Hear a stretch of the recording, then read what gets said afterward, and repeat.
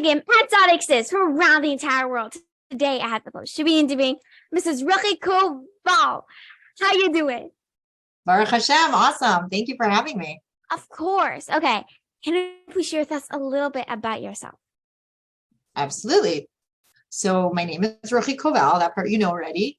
I live in Cleveland, Ohio, and my husband and I run a kiruv organization. So we have a shul and all these different classes and learning programs and Shabbos events and Yom Tov events and all kinds of things like that. And a Sunday school. I have written 2 books. One of them is called, surprise. One of them is called Conversations with God. Hold on, I'm just looking for a copy of it to hold up, but no, I don't have it handy. Conversations with God, Prayer for Jewish Women. So it's a contemporary siddur, a modern language siddur. And the other one is called Soul Construction, and it is a modern day Musar book. And it's all about refining your character.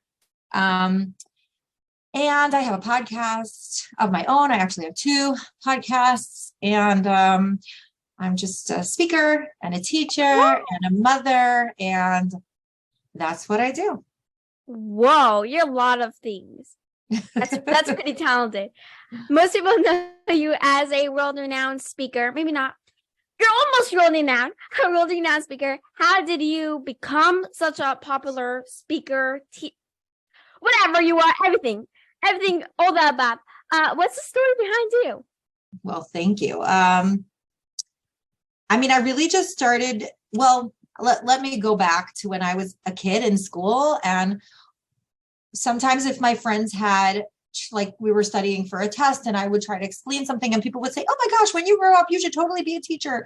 I love the way you explain things. And I was like, being a teacher, that's so typical. That's so boring. Now I'm going to be like a music therapist or something like that. And lo and behold, my husband ended up becoming a rabbi, which wasn't something that we thought was in the cards when we first got married. And, I didn't necessarily want to be like a rebbetzin, but lo and behold, that's what I have become. And I did find that I love teaching. So I just love explaining things, and I love discussing things, and I love teaching, and I love connecting. But I guess I really started becoming more well-known when I started running trips to Israel through a program called Momentum, which takes women to Israel, Jewish mothers. Yeah. And there are these like amazing speakers on the program, and I would bring these women from Cleveland. And one time they asked me to sub for a class, like we were going to Cave Rachel, and the person who was supposed to like speak before we went and introduce it wasn't there. And they asked me if I would introduce it. So I did. And eventually they asked me if I would become one of the educators on Momentum. Nice. So now I go to Israel twice a year and I give all these classes. And so a lot of women from all over the country, and actually different countries, I've met them and connected with them, and they've heard my classes. And so sometimes they want me to come out to their cities to speak. I'm actually going to Chicago tomorrow to run a women's Shabbaton. And a lot of those women are women I met in Israel.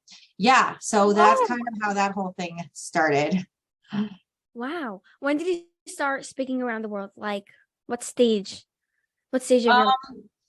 It was definitely after the birth of my youngest child. So when my kids were younger, I didn't travel like the way I do now. Right. My youngest daughter is 12 now. So wow. She still probably thinks I travel more than she would like. I try to bring her with me when I can. But yeah, it was definitely like, I would say I was in my 30s when I started getting into that. Wow. Yeah. And I love it. I love to travel. I love to meet new people. I love airports. I just find them exciting. Yeah, I do too. It's funny. I look forward to the airplane ride and the airport, I think, more than the actual trip. I know a lot of people are like, oh my gosh, I hate traveling. I'm like, what? I love traveling. Yeah, it's the best part. Okay. What is your most best and crazy memory throughout your speaking, teaching? Again, your everything adventure. Okay, I will tell you. So I was scheduled to go on an Israel trip. This goes back a few years before COVID. And I was getting ready for my trip and I was looking for my passport. And So I'm talking about like a day or two before my trip. Lo and behold, I cannot find my passport. I start to freak out, and I realized that I had needed to renew my passport, and I mailed in for it and it never came. And I just forgot about it because I, like in my head, check, I did it. I sent everything in. Yeah. So I started freaking out, and I go online and they say that it's ready, but they said that they mailed it to me, but I never got it. Now, I had planned to arrive in Israel 24 hours before the trip started. And I was like the main speaker on this trip. Like, I don't know what they would have done if I wouldn't have been able to come. I don't really want to think about it. So I called the organization. I said, you're never going to believe this. I feel like a loser, but here's what happened. And instead of spending my extra day in Israel, I spent my extra day in New York. I had to wake up at I stayed at someone's house in Manhattan, a woman that I knew from the trip.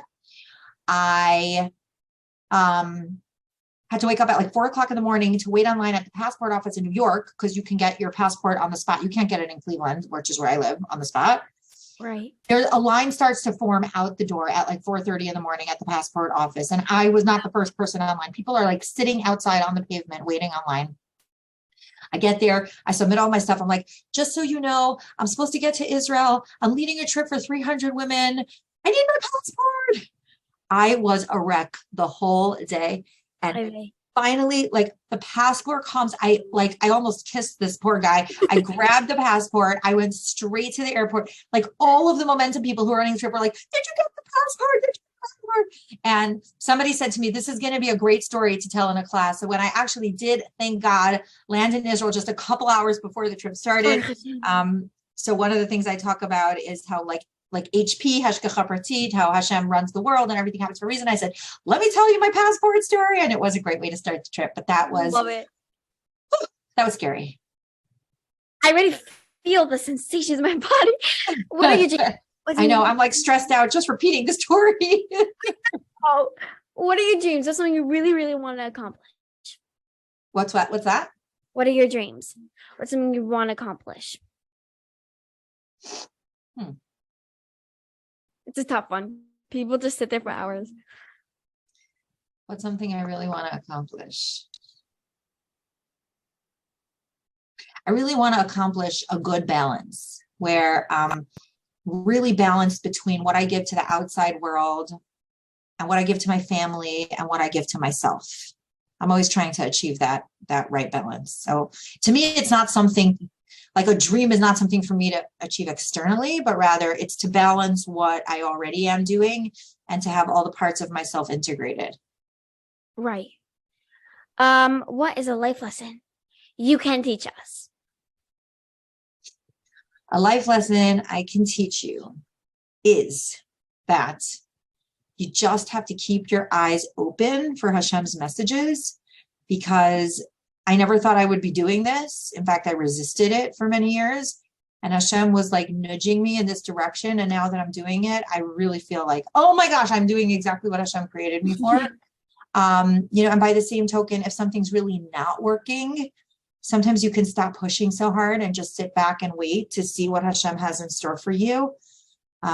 So I think it's sort of like a balance between being humble and waiting and seeing what Hashem has in store for you, and also being ambitious in taking risks if you feel like Hashem is opening a window for you.